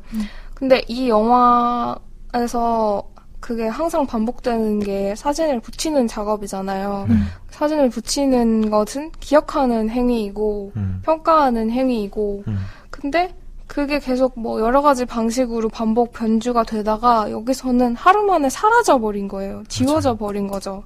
근데 이게 이렇게 기억이 사람이 기억하고 또 잊으면서 살아가는 것 그리고 거기서 이렇게 두 사람이 해변에 앉아있고 파도가 막 이렇게 잔잔하게 막 안개인지 파도인지 모르게 막 이렇게 흘러가는 게 시간의 흐름처럼 이렇게 보이고 저렇게 그림이 지워지고 우리도 결국엔 사라지겠지? 그렇지만 영화는 계속될 거야. 뭔가 삶이 계속된다는 식으로 그게 그러니까 이미지가 사라져버렸을 때 뭔가 충격적인 것이기도 하고 뭔가 이거는 또 제가 좋아하는 JM이 해준 코멘트이기도 한데 뭔가 잘 있는 법에 대해서 말을 해준 것 같다. 이 영화가 기억하는 행위는 잘 있는 행위와 다르지 않다라는 그런 이야기도 했던 것 같거든요. 그런 맥락에서 저는 잊힌다, 망각한다라는 것도 물론 정말 중요한 가치이지만 어차피 다 기억하면서 살아갈 순 없잖아요, 저희가. 근데 영화가 있어요. 영화가 다 남겼잖아요. 그 하룻밤 사이에 사라진 사진도 거기에 사진이 붙여 있었다는 사실이 영화 안에 살아 있으니까 저는 이 영화를 보면서 바르다가 예전에 남편 자크드미가 죽었을 때에도 만든 영화에서도 느꼈다시피 내가 기억하고 내가 남겼다. 나는 여기에 있고 여기에 있었고 당신도 거기에 있었어. 우리 함께 있었어라는 걸 이 영화를 통해 계속해서 말을 하고 있는 것 같아요. 어차피 우린 남아있잖아라는 식으로. 예, 그 영화 안에서는 정말 놀라운 게 그 영화 안에서는 젊은 바르다와 자크드미가 둘이 함께 손을 잡고 알몸으로 서 있는 모습이 있는데 그 영화 안에 있는 그 둘은 누구도 범접할 수가 없는 거예요.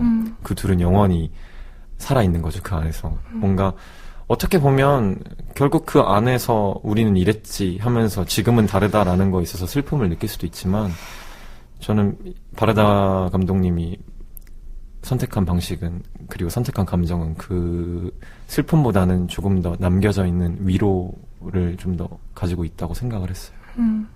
그래서 그녀 스스로 영화라는 집을 만들고 그 안에서 살고 또 그런 모습들을, 그런 기억들을 사람들과 함께 나누면서 더 사랑하고 싶어 하셨던 것 같아요. 저는 그렇게 느낀 것 같아요.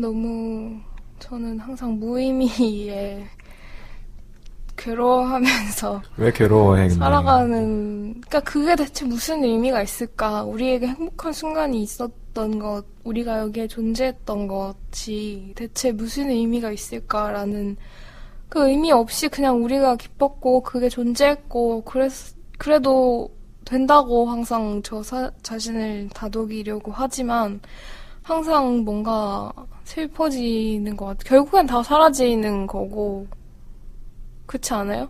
결국 다 근데 사라지는데. 사라진 사람들이 그러니까 본인이 사라지는 게 슬픈 거죠. 저는 근데 그게 계속 퍼져서 제가 바르다나 드미 감독을 알 리가 없는 사람이었는데 어떤 이렇게 계기가 돼서 두 사람을 알게 되고 거기에 대해서 공명한다는 것, 그거를 저는 이 감독님이 의도한 게 아닐까 생각을 해요. 저한테 옮겨온 거죠, 기억이.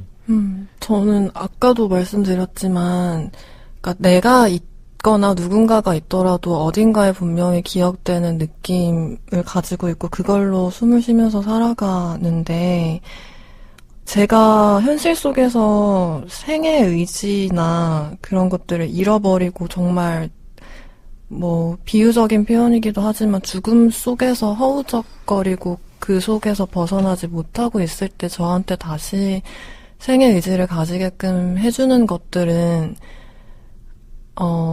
영화이고 책이고 음악들이고 사람들인데 사실 그 모든 것들이 이미 지나갔거나 내가 예전에 썼거나 내가 예전에 만든 나의 기억들, 누군가 존재의 기억들과 존재의 어떤 기록들이 만들어낸 하나의 세계들인 거잖아요. 그렇죠. 저는 정말 그 안에서 시간과 공간을 넘어선 어떤 연결을 느끼면서 다시 뭔가 생의 의지와 숨을 부여받는 느낌이어서 그렇게 생각하게 되는 것 같아요. 어떤 것들은 잊혀질지라도 영원하다고. 아니, 맞아요. 저는 노랑은 항상 저한테 그렇게 남을 것 같긴 하네요. 뭐가요? 그렇게 마음 아파했던 노랑의 모습 뭔가 남을 것 같아요. 그러면 자연스럽게 이 영화가 우리에게 어떤 의미인지. 저희 근데 정말 오늘 많은 얘기 했잖아요. 사실 앞에서 이렇게 감독님이나 트리비아에 관련해서 이야기한 것도 사실 굉장히 난상적이긴 하지만 정말 많은 얘기 나눠서 그래서 제가 하고 싶은 말은 뭐냐면 네. 시간이 얼마 남지 않았어요. 그러니까. 아니 그래서 저도 다 생각이 있죠. 그래서 그런데. 그들 각자의 영화관, 당신을 위한 영화관 이거 두 가지를 한꺼번에 간단하게 얘기를 한번 해보려고 해요. 그리고 네. 이제 슬슬 마무리를 지어보려고 합니다. 각자에게 이 영화가 어떤 의미를 가지는지 알아보고요. 그리고 이 영화를 상영을 한다면 어떤 분들한테 상영을 하고 싶은지 간단하게 우리 생각을 한번 나눠볼까 네. 해요. 저는 이 영화가 제가 있어서 제 기억을 저장하고 싶은 방식, 제가 저만의 방식대로 저의 소중했던 기억 그리고 저의 존재를 남기고 싶어하는 욕망을 다시 한번 일깨워준 영화라고 생각을 했습니다. 저도 계속해서 글을 쓰다가 요즘은 또 접었었는데 이제 다시금 저를 다잡고 제가 제일 자신 있고 잘할 수 있는 방식으로 저를 한번 남겨보려고 해요. 다시. 그리고 글쎄요. 연시 사람들한테도 그렇고 노랑한테도 그렇고 한번 같이 이 영화는 다 같이 모여서 한번 또 보고 싶네요. 맞아요. 당신을 위한 영화관은 저는 이렇게 마무리하도록 하겠습니다. 제가 항상 막 무의미 어쩌고 이런 얘기를 하긴 했는데, 그러니까 저는 되게 의심이 많거든요. 네. 그러니까 예술의 힘 뭐 이런 얘기를 해도 바르다의 이 영화도 그렇고 JR이 했던 작업들을 보면서도 그렇고 그래, 예술의 힘이 있지. 그치만, 예를 들어 그런 노동자들의 삶이, 뭐, 모든 개개인의 삶이 가치가 있고, 뭐, 존중되어야 하고, 뭐 어떤 것을 만들어내지 않아도 충분히 다 의미가 있고 이런 식으로 얘기하는 거 좋아요. 근데 뭔가 그들이 처한 현실, 노동의 현실 같은 것들을 보고 실제로 그것을 바꿔내는 것이 그냥 말로만이라고 하면 좀 부정적이지만 그냥 말과 어떤 사람과의 교류 이런 것으로 받는 위로만큼이나 중요하다고 생각하거든요. 그들이 왜 그런 현실에 뭐 부당한 현실에 처해 있다면 그들이 처한 현실을 보고 그걸 바꿔낼 수 있도록 얘기를 하는 것이 더 좋은 방법이라고 생각을 하기 때문에 항상 뭐 이런 바르다 영화나 뭐 JR이 하는 작업이나 이런 거에 항상 의심의 눈초리를 보고 그리고 그들의 삶을 그저 재현해서 우리가 그걸 보고 뭐 눈물을 흘린다거나 한번 보고 넘어간다거나 그런 게 그게 되게 의미가 없는 행동일 수도 있고 오히려 그걸 보고 그냥 뭐 예를 들어 그냥 눈물을 흘렸다. 그들의 삶을 봤다. 이게 그냥 되게 위험한 행동일 수도 있다는 생각을 하거든요. 그렇죠. 그냥 자기 위안으로 끝나면은 그냥 그들의 삶을 우리를 위하는데 쓰는 그렇죠. 거면은 여흥으로 소비가 돼버린 거죠. 그거는 진짜 더 나쁜 행위라고 생각하기 때문에 네. 전 항상 이런 뭔가 예술의 힘을 얘기하는 것을 보면은 의심을 하고 보게 되는데 근데 이 영화는 분명히 뭔가 힘이 있었다고 생각을 해요. 정말 아까 얘기했던 것처럼 어떤 생각을 할 수 있는 토론과 교류를 위한 중립지대를 만들고 인식의 그런 균열을 내는 그런, 모습을 저한테 보여줬다는 생각이 들어서 그런 점에서 의미가 있는 것 같아요. 네. 그리고 어떻게 봐야 될 것이냐. 근데 이렇게 막 얘기를 하는 것 자체가 저는 이 영화를 보고 되게 생각을 많이 했고 글도 쓰기도 했고 근데 글 쓴 내용을 여기 와서 다 말을 하는 거거든요. 이렇게. 근데 이렇게 얘기를 더 많이 했으면 좋겠어요. 그리고 네. 뭐 이렇게 기억하는 방식에 대해서 제가 제일 꽂힌 부분이 지금 그건 것 같은데 뭔가 이렇게 광화문 광장에 이순신 장군, 세종대왕 막 이렇게 서 있잖아요. 물론 그들을 기억하는 거, 그런 방식으로 기억할 필요가 있죠. 세종대왕님 얼마나 훌륭하세요. 근데 뭔가 저는 또 동시에 그건 너무 거대하고 뭔가 독재 뭐 이런 이미지와도 연결이 되어서 별로 좋은 이미지만은 아니란 말이에요. 그러니까 뭔가 이런 기억하는 방식에 대해서 더 많이 뭔가 다 이렇게 JR이 하는 것처럼 했으면 좋겠다는 생각이 들어요. 네. 저는 네. 그러니까 제가 인상적이었던 장면과 뭔가 연결시켜서 말을 하고 싶은데 거의 마지막쯤에 그 박물관을 그 바르다님께서 휠체어를 타고 그 JR이 밀어주면서 막 달려가는 장면, 그 전시된 그림들을 보면서 감탄하는 장면이 나오는데 저는 그걸 보면서 되게 어떤 자유와 해방감 같은 걸 느꼈거든요. 그러니까 박물관이라는 것 자체도 뭔가 이런 사진과 역사와 과거의 기록들과 기억들이 전시된 곳이고 근데 그걸 지나가면서 바르다는 동시에 자신의 어떤 기억들을 이렇게 시간 속을 이렇게 달려가고 지나가면서 감탄을 하고 그녀의 몸은 뛸 수도 없고 달릴 수도 없고 뭐 계단을 쉽게 올라갈 수도 없고 눈도 달았지만 다른 몸이지만 정신만은 생동하고 있는 그런 에너지가 느껴져서 굉장히 좋았었는데 그래서 저는 이 영화가 저한테 의미하는 바에 대해서 제가 예전에 썼던 글을 뭔가 인용을 하고 싶은데 잠시 읽어도 될까요? 네네네. 편하게 해주세요. 나는 천진난만한 순수함이 깃든 눈동자를 좋아하는데 머리가 희끗희끗한 노인의 얼굴에서 그런 반짝임을 발견할 때는 때때로 인생의 숭고함까지도 느껴진다. 덧없이 흘러가 사라져버리는 모든 것들 속에서 결코 사라지거나 바리지 않은 무언가, 달아가는 육체 속에서 생동하는 영혼과 정신을 발견하고 전율하면서 나는 내가 그렇게 백발의 어린애로 늙어가기를 바란다. 그리고 절망하되 희망할 줄 알고 울되 웃을 줄 알고 죽어가되 가장 오롯이 살아있을 수 있는 그렇게 두 손 모아 기도를 올린다. 글이었습니다. 저 진짜 좋았던 것 같아요. 그래서 저는 이 영화를 그냥 내가 사랑하는 그리고 나의 소중한 사람들과의 기억들이 담긴 그런 사진들 있잖아요. 네. 그런 게 마치 영화에서처럼 벽에 이렇게 붙여져 있고 전시되어 있고 그 중앙의 공간에 빈 공간에 이 영화를 프로젝터로 영상하면서 함께 보고 싶다는 생각을 했어요. 예술가를 하셔야 될 것 같아요. 라임은 영화 찍자. 노랑과 함께 제가 라임의 영화를 한번 비평을 해볼게요. 저 완전 칼을 신랄하게? 들이대고. 네, 저희 이제 이렇게 해서 당신을 위한 영화관까지 한번 코너에 대해서 얘기를 해봤고요. 오늘 녹음 어땠는지 간단하게 한번 이야기해 주시죠. 해주시죠. 빨리 해주세요. 왜 이렇게 가볍게 얘기하시죠? 이제 끝나서 기분이 좋으니까. 처음으로 이 녹음기로 제대로 녹음을 해본 것 같은데 저희 지금 잘 녹음된 거 맞죠? 지금 착실하게 녹음되고 있습니다. 너무 좋다. 너무 새롭으면서도 동시에 굉장히 근데 음질이 확연히 달라요. 진짜 듣는 사람 입장에서는 여기 아니면 이제 못해. 이제 이 맛을 알았어. 더 이상 이제는 핸드폰 녹음기로는 셋이서는 녹음할 수 혼자서는 모르겠는데 셋이서는 핸드폰 녹음기로 이제 녹음할 수 없다는 걸.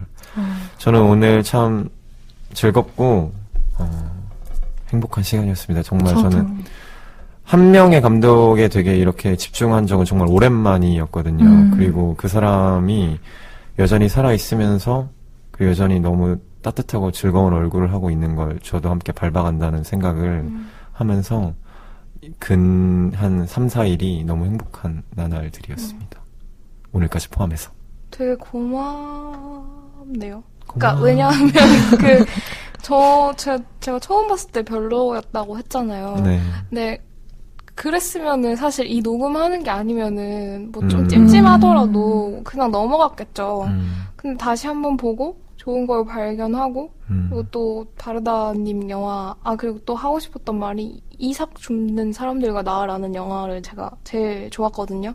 본 거 중에. 네. 그게 진짜 좋아요. 다큐인데 저도 좋아요. 이삭 줍는 사람들이라는 그 밀레의 이미지에서 수많은 이미지들의 연쇄로 이어지는 네. 뭔가 그 자본주의 사회의 인연 생산물을 대하는 방식에 대한 생각을 볼 수 있는 그런 영화여서 아무튼 이런 바르다라는 영화 감독을 만날 수 있게 돼서 이 기회가 또 너무 좋았던 것 같고 네. 제가 혼자 글로만 쓰고 넘어간 것보다 이렇게 얘기를 하니까 확실히 좋네요. 라임 씨도 간단하게 한마디 해주시죠. 제가 몰랐던 새로운 세계를 알게 돼서 너무 좋았고, 앞으로도 이 새로운 세계를 계속 탐험해 나가고 싶다는 생각입니다. 네. 저희 오래오래 또 대화를 진행해 나가면 좋을 것 같고요. 이제 슬슬 노랑 씨의 클로징 멘트를 듣고 오늘 녹음 마무리하려고 합니다. 상영이 끝났으니 계단 조심하셔서 천천히 나가주시기 바랍니다. 다음 영화도 기대해주세요. 기대해주세요. 기대해주세요.